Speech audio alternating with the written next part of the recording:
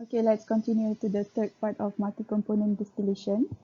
Okay, so for the third part, the learning outcomes at the end of this video, hopefully you can calculate the Rmin using the Underwood equation and then calculate the number of theoretical stages um, using various methods at a specified reflux ratio, and also to determine the location of feed tray using the Kirkbride method.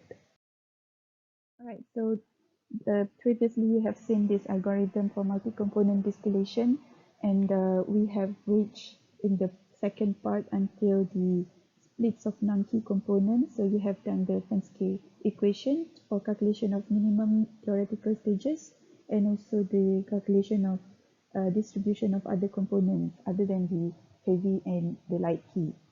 So now in this part, we're going to continue with this Underwood equation, Gilliland correlation, and Kirkbride equation. But I'm not going to continue with the condenser and boiler duties. So other than Gilliland correlation, I will also show you other methods to calculate the actual theoretical number of stages.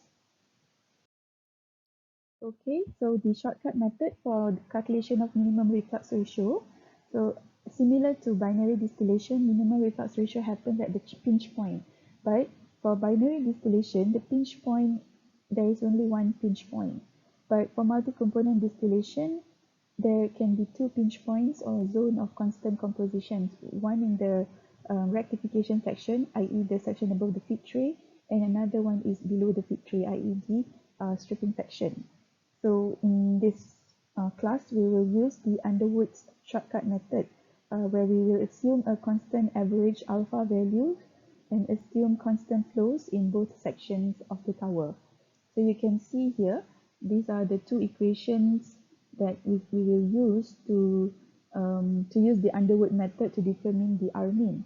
So first we need to know the Q value, and then we can know the XIF is the feed composition of each component.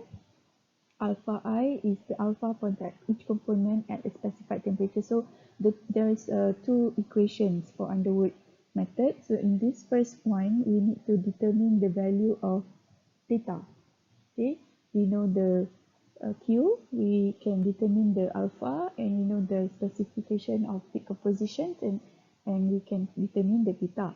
So once we know the theta, we can put into the second equation, and where we need to use the alpha and also xi at the distillate, each composition in the distillate. Then from this second equation, we can determine the Rmin. Okay, so if you notice the value of xid for each component in the distillate here, okay, in this one, it should be the xid at minimum reflux. But however, as an approximation, the values obtained using the Fenske equation previously at total reflux are used for the first trial.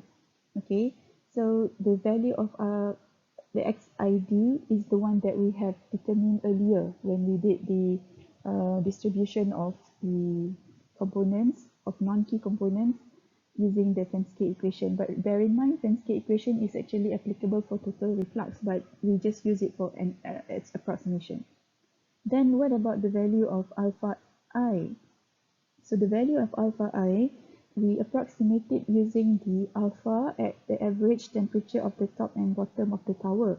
Because this is talking about the whole tower, the temperature is not constant. We may assume that the pressure is constant, but temperature we cannot assume constant. T at the bottom is larger than the T at the top. So what we're going to do is to get the alpha at which part of the tower. So one method is to get the average. Okay, one method is to get the average temperature of the top and bottom of the tower. It's just T top plus T bottom divided by 2.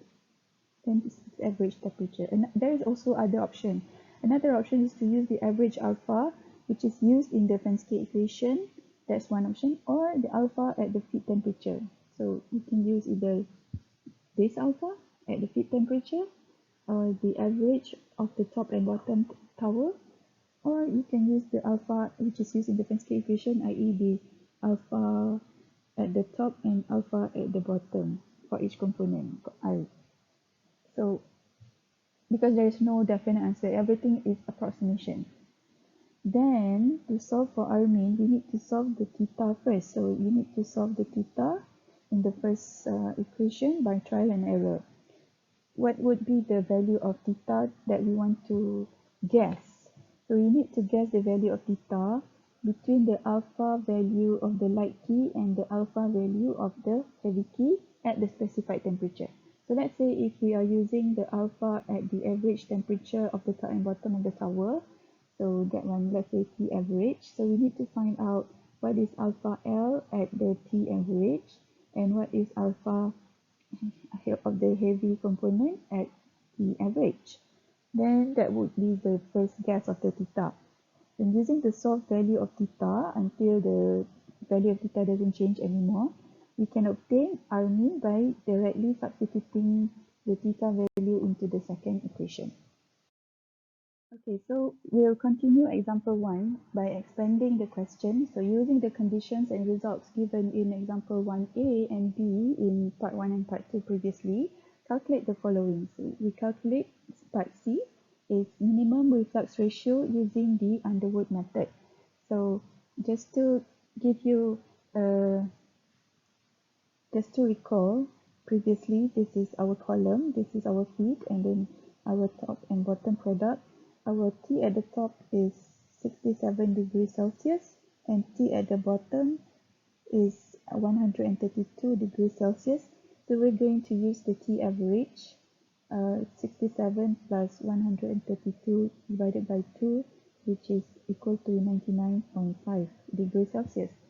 So what we're going to do is to list down all components A, B, C, and D, bearing in mind B is the light key and C is the heavy key. XIF is the feed composition of each component, and then XID is the distillate composition of each component, and then we read the K values from the chart at 99.5 degrees Celsius. So after we got the K values, we can calculate the alpha I with C as the reference component. So you know the drill, you just key in the numbers and list down, and then put the xi at the bottom also into the table. So the Underwood equation, the first part of Underwood equation is we need to find the value of theta. So the value of theta, in this case, it should be between the value of alpha of the light key and the value of alpha of the heavy key. So the value of theta should be between alpha of the light key is 2.3 and alpha of the heavy key is 1. I mean, it should be vice versa, okay, between 1 and 2.3. So we can list down in the equation, or before that, what is the Q value for our system? For this example, the Q value, since the feed is a liquid at its boiling point, so Q equals to 1. So we can rewrite this equation. 1 minus Q is 1 minus 1 equals to 0 equals to, okay, for component A, alpha A, XA in the feed divided by alpha A minus theta plus alpha B xB in the feed divided by alpha B minus theta, and do the same for component C and for component B and component D. XDF over alpha C minus theta. Then we can just put in the numbers. So alpha A at 99.5 is 5.2 times 0.4 divided by 5.20 minus theta plus 2.3 times 0.25 over 2.3 minus theta plus 1 times 0.2 over 1 minus theta plus 0.467 times 0.15 over 0.467 minus theta equals to 0. So you can crunch the numbers, use solver.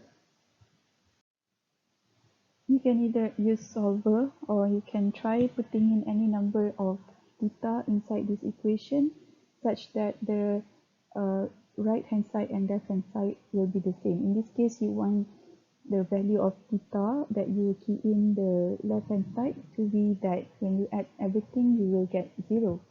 So in this example, the first trial of theta is assumed to be 1.210, and when you insert this value of theta into each of these terms, okay, you put the value theta equals to 1.210 into each of these terms, then you get the summation of alpha I xif over alpha I minus theta equals to 0.0022, which is not quite close to 0. So you have to try again with a different value of theta. Okay, so previously in the example, we have assumed that the first guess of theta is 1.210, and then when you put in the each of the terms, so this is for component A, component B, component C, component D, in the summation you got 0.0022, but the goal is to get the summation as close to 0 as possible. So the next part is you have to assume or do another iteration. So you can assume another value of theta. Let's say you try 1.20, then when you do the calculation again, let's see, still the value is not quite close to 0. Then maybe you want to increase it a little bit more, but still less than 1.210. And then finally, when you substitute into these terms, finally when you add this all up, you get equal to almost equal to 0. So then you stop the iteration, then you can take this value as the theta to be used in the second part of the Underwood equation to get the value of Rmin. So now let's take the value of theta equals to 1.2096 to be used into that equation. So Rmin plus 1 equals to alpha A XA in the distillate over alpha A minus 1.2096 plus alpha B XB in the distillate over alpha B minus 1.2096, and repeat the same step for component C and component D.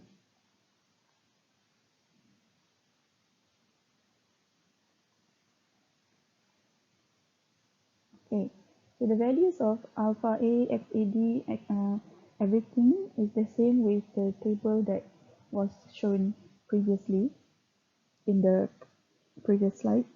So you just key in the numbers and then solve for Rmin. So this one you don't need any iteration anymore. It's just, you got all these values, so you calculate what is Rmin.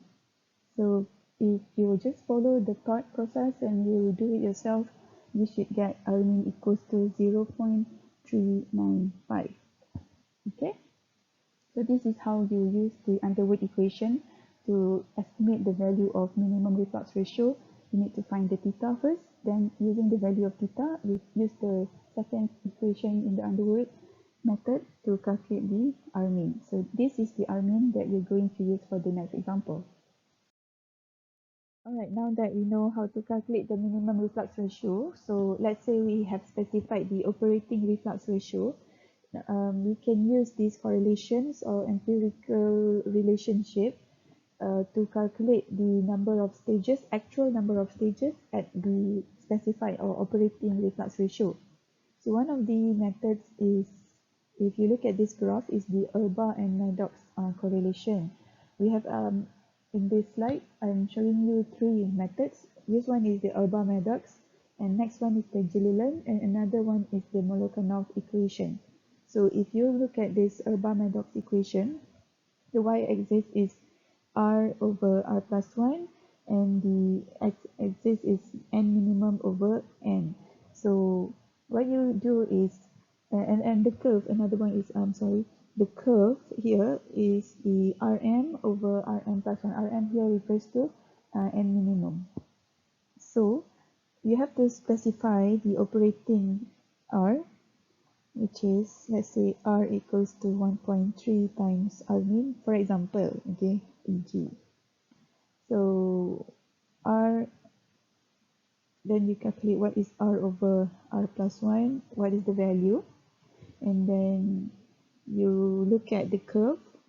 Okay, let's say, hypothetically, if your R over R plus 1 is 0.5, okay, there you go there. And hypothetically, if your Rm over Rm plus 1 is equal to, let's say, 0.4, then you look at this curve, right? You look at this curve where it's 0.4, sorry, this one is 0.4. So you read the x-axis here, what is the nm over n. So let's say approximately in this case, let's say your nm over n equals to 0.6, and the nm is the minimum number of stages which we have calculated previously using the Penske equation. Then you can calculate the n, i.e. the actual number of stages, equal to nm over 0.6. So this one you know the values already, then you can get some known value of the actual number of stages. The method is the Gilliland correlation. So it's the same thing. It's the, I mean, not the same, not to say the same thing. It is empirical correlation. So what you have to know is your R and Rmin. So R is a specified operating ratio. For example, R equals to, let's say, 1.3 times Rmin. Then you have a value. Then you have to calculate what is R minus Rmin divided by R over R plus 1. So this would give you the x-axis. Then you just read the chart. Let's say if your value is, let's say, 0.5, then you read from here. Then you can read what is in the y-axis. So let's say this is about 0.25. Then you can calculate n minus n min over n plus 1 equals to 0.25. And the n min here is what you have calculated using the Penske equation, so it is a known value. So you can solve for n. Then that will give you the number of actual theoretical stages using the Gilliland correlation. Lastly, another method that I want to share with you is this correlation developed by Multicomponent et al. You can, if you're interested, you can have a look at the publication number 17 here. So what they did was that they come up with the equation so that you don't have to read the graph. This is for people, those who don't like to read graph. So, but actually, essentially, it's the same thing. You have to just know what is your y-axis. Y-axis is n minus n min over n plus 1, and your goal is to find n. And what is the x-axis? So x-axis is r minus r min over r plus 1. So once you know what is your r and what is your r min, you calculate this r minus r min over r plus 1. You put this into the x values here, and then you can get your y, and that value, from that value you can find your n. Okay, let's continue with the example. So previously you have calculated Rmin using the Underwood method. So Rmin equals to 0.395. So let's say if you specify your operating reflux ratio R equals to 1.5 Rmin. So then your actual R is 1.5 times 0.395, which is equal to 0.593.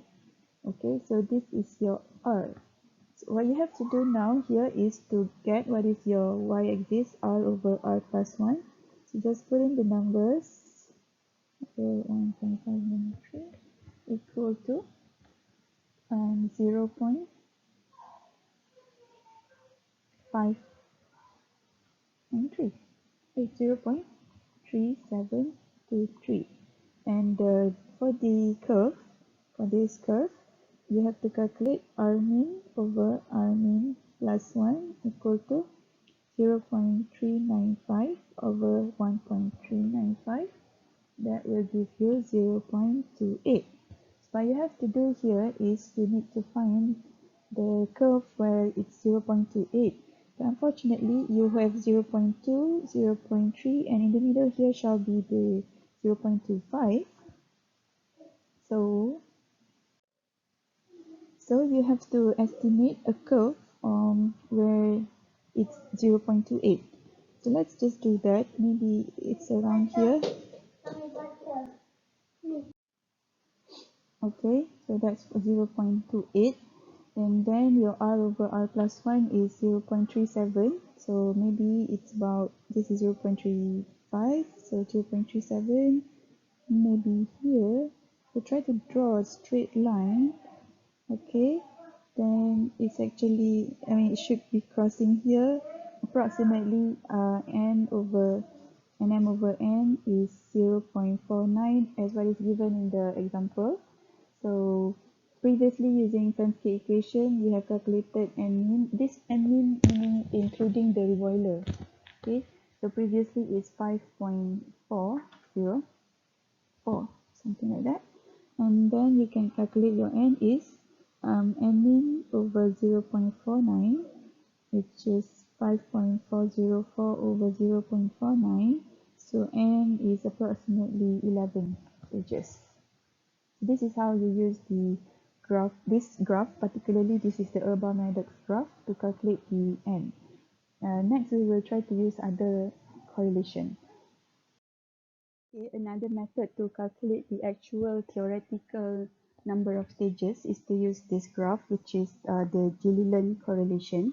So this is the Gilliland correlation. So you have y-axis and x-axis. So you have to calculate what is the value of your x-axis. So you are given previously r equals to 1.5 times r min, and it's equal to 1.5 times 0.395 equals to 0.593. Then your r min is of course 0.395. So your x-axis is r minus r min over r plus 1. So just key in the numbers, 0.593 minus 0.395 over 0.593 plus 1. This would be equal to 0.1243. So that is, let's say, this is 0.1. So 0.12, about 0.12 is maybe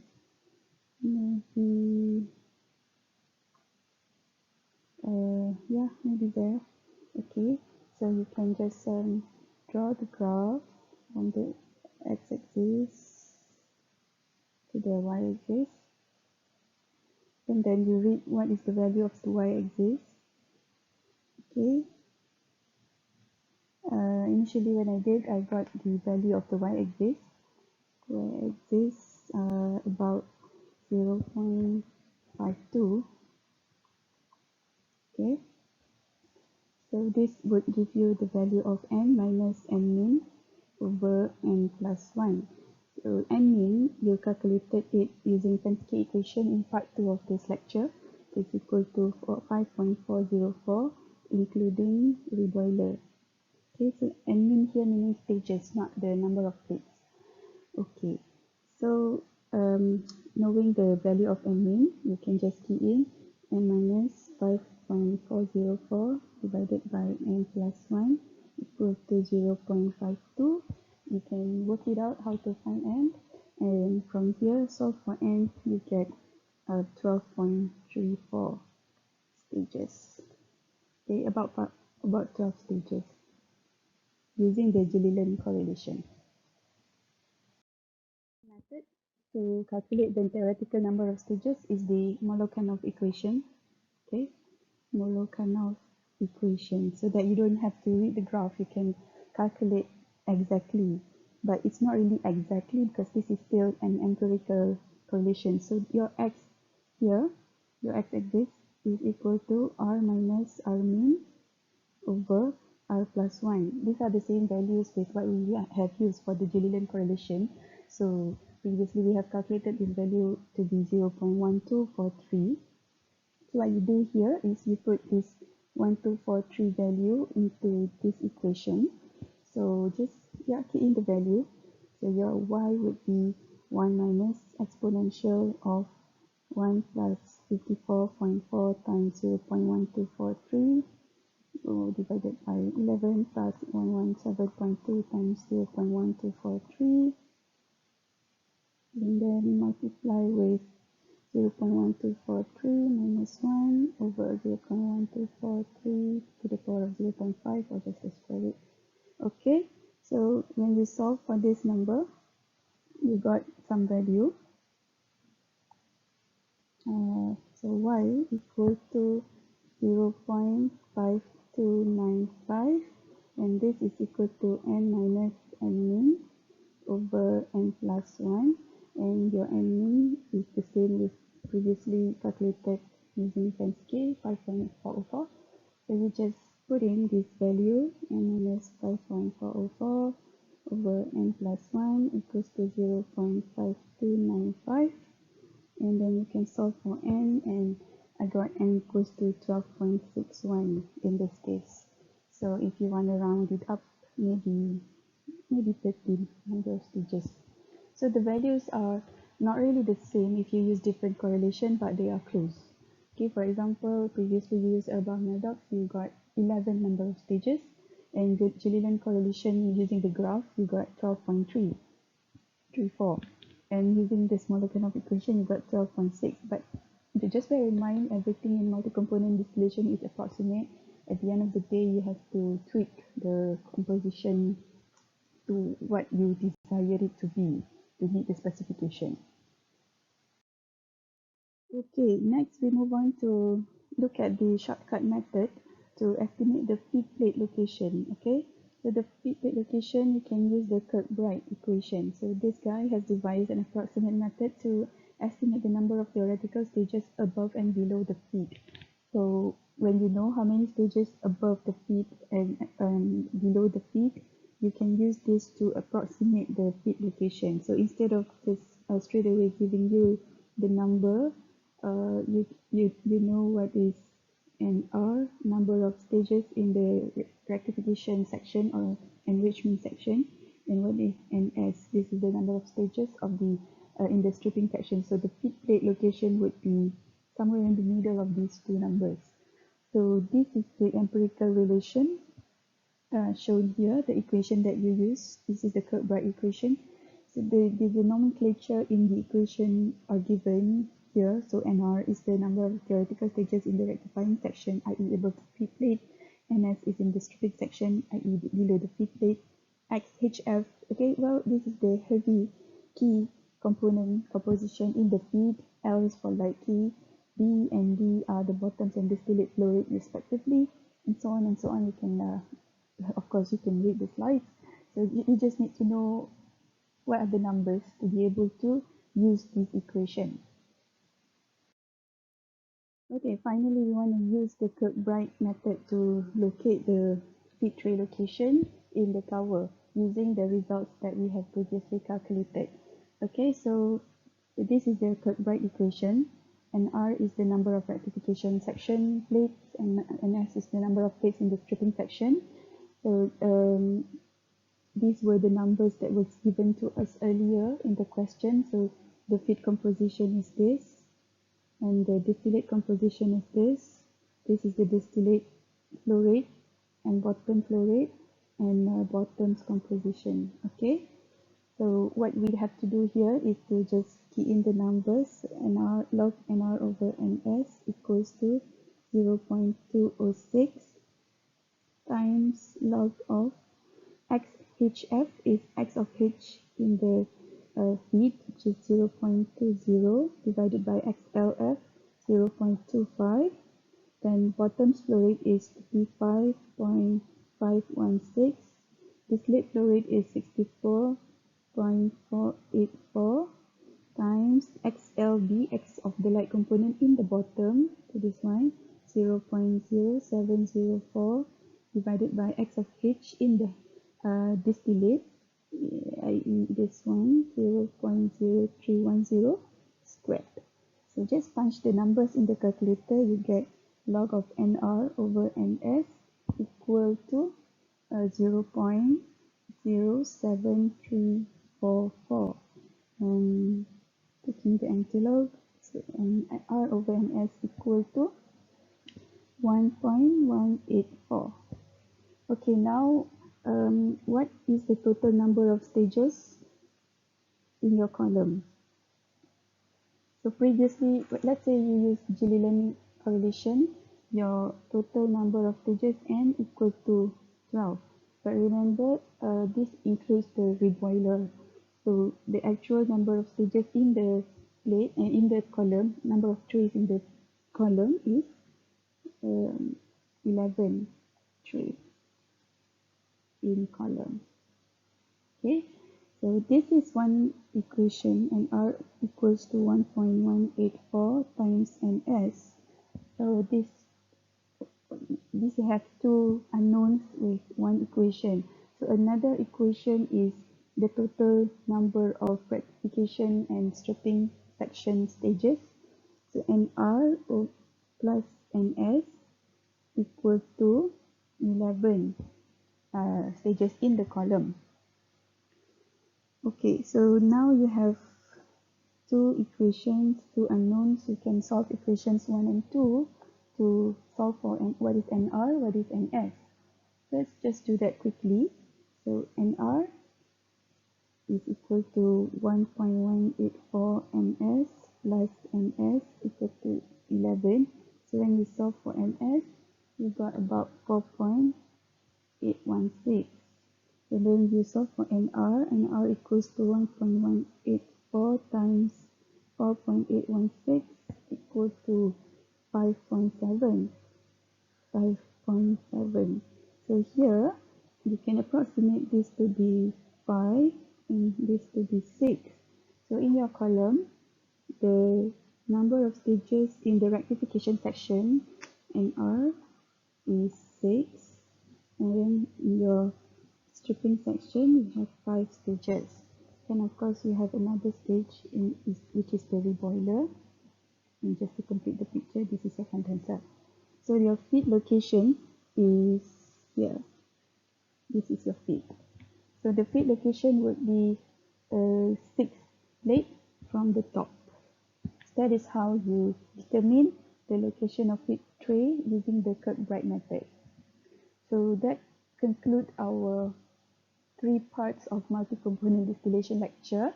So now you should be able to do the assignment.